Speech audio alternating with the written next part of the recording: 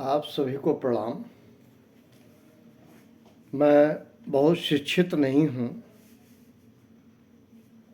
पर कोशिश करता हूँ व्यवहारिक रूप से आपको बता सकूँ।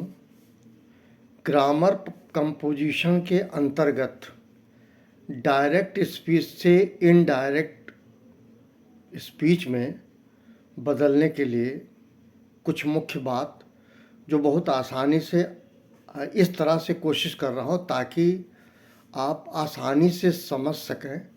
क्योंकि अंग्रेजी में क्या होता है, एक फोबिया होता है कि जैसे शायद हमको ना आए, लेकिन अंग्रेजी जो है हिंदी से टफ नहीं है। हिंदी काफ़ी टफ है, जो मैं समझ पाया कालांतर में। जैसे हम जिस सब्जेक्ट पे बात कर रहे हैं या जिसके संदर्भ में बात कर रहे हैं, मैंने आपको पहले बताया था कि डायरेक्ट स्पीच में दो पार्ट होता है। एक पार्ट होता है जो रिपोर्टर होता है या स्पीकर होता है, उसके साथ वर्ब होता है, वहाँ कामा लगता है। और उसके बाद इन्वर्टेड कामा में वो होता है जो हू बहू किसी की बात कही जाती है। मैं इसी पे ये समझा रहा हूँ, बताने की कोशिश कर रहा हूँ। जैसे रिपोर्टर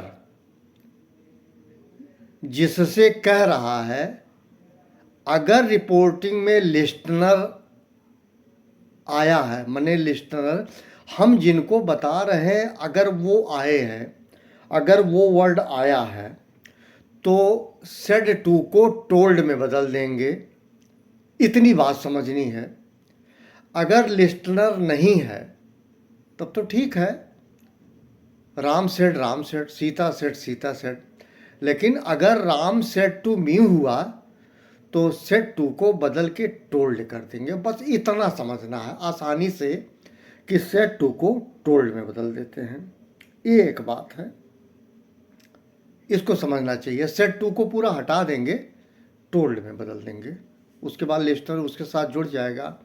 फिर रिपोर्टेड स्पीच को, जब कोटेड स्पीच जिसको कहते हैं, जब उसके साथ मर्ज करेंगे, आप दैट लगाते हैं। उसके बाद अकॉर्डिंग टू रिपोर्टिंग वर्ब अगर जो है पास्ट टेंस में है तो वो टेंस में चेंज होते हैं, अगर प्रेजेंट में है तो टेंस में चेंज नहीं होते।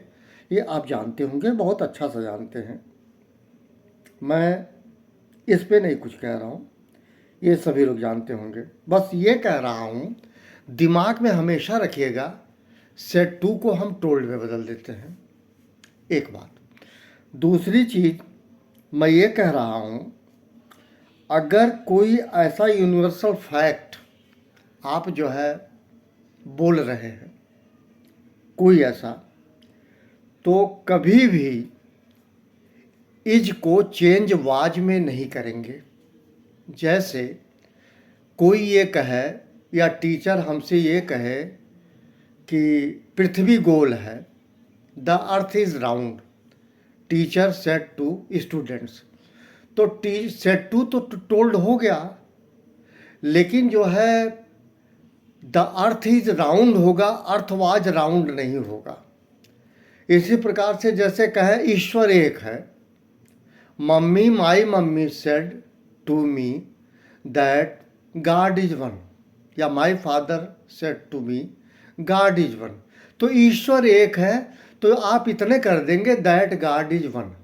यहाँ वाज नहीं होगा, गॉड इज वन, यहाँ वाज नहीं होगा, गॉड इज वन। इसी प्रकार यूनिवर्सल फैक्ट की मैं बात बता रहा हूँ, honesty is the best policy. Suppose Ram ने सीता से कहा कि honesty is the best policy, तो honesty was the best policy नहीं होगी। Ram told Sita that honesty is the best policy. ये छोटा सा केयर करने की बात है। इसमें इज का वाज नहीं होगा, किसी प्रकार का टेंस का परिवर्तन नहीं होगा, केवल आमतौर पे सेड टू को आप टोल्ड में बदल देंगे बस, और उसके बाद दैट लगा देंगे। ये आप लोग अच्छी तरह से दिमाग में रखिएगा। ये बहुत बड़ी चीज़ नहीं मैं बता रहा हूँ। मैं एक शब्द कहूँ, जैसे इसी तरह से कई ऐसे चीज़ हो सकते हैं जिसमें आपको लगता है ये सत्य है। जैसे Ram said to Hari, that लगेगा कैसे? जैसे Ram said to Hari, comma inverted comma में, गॉड इज एवरीवेयर, भगवान सब जगह है। तो Ram told Hari that God is everywhere, ना कि गॉड वाज एवरीवेयर। इस बात को आप लोग बिल्कुल क्लियर कर लीजिएगा, प्लीज मेरा रिक्वेस्ट है, इस चीज़ को दिमाग में रखिएगा। और मैंने कल नहीं बताया था changes according to the tense कैसे कैसे चेंज होते हैं। इसका मैं एट ए ग्लांस आपको बताना चाह रहा था कि अगर रिपोर्टिंग स्पीकर और वर्ब, तो स्पीकर का मैंने कल बताया था आपको कि फर्स्ट पर्सन का प्रोनाउन है तो रिपोर्टेड स्पीच के प्रोनाउन में कोई परिवर्तन नहीं होगा। सेकंड पर्सन थर्ड पर्सन का प्रोनाउन है उसके भी संदर्भ में बताया कि अगर वो किसी और के लिए कह रहा है तो चेंज नहीं होगा, अगर वो अपने लिए कह रहा तो चेंज होगा, ये भी मैंने बताया था। मैं रिपीट नहीं करना चाह रहा था, पर हो सकता है कहीं मिस हो तो एक बार वीडियो देख लीजिएगा।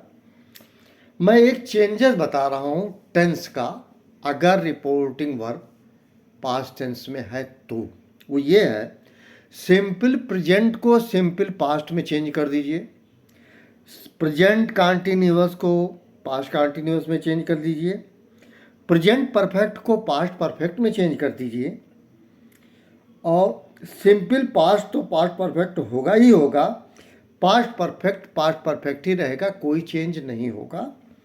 सिंपल फ्यूचर अगर आता है तो कुछ नहीं है, बिल का वुड कर दीजिए, बाकी हू बहू है। इतना ही मत बताना था आपको। मैं समझाने की कोशिश नहीं कर रहा हूँ, व्यवहारिक रूप से आपको अवगत करा रहा हूँ ताकि हो सका कहीं आपको कभी भविष्य में डायरेक्ट इनडायरेक्ट करना पड़ा तो इस वीडियो को एक बार निहार लीजिएगा, देख लीजिएगा। मैं आपको इन्फ्लुएंस नहीं कर रहा हूँ, ये क्लास 6, 7, 8, क्लास 6, 7 एंड 8 के बच्चों के लिए बहुत अच्छा एक टिप्स होगा। इस चीज़ को मैं समझता हूँ, बताऊँ आप लोगों को। थैंक यू वेरी मच, सबको प्रणाम।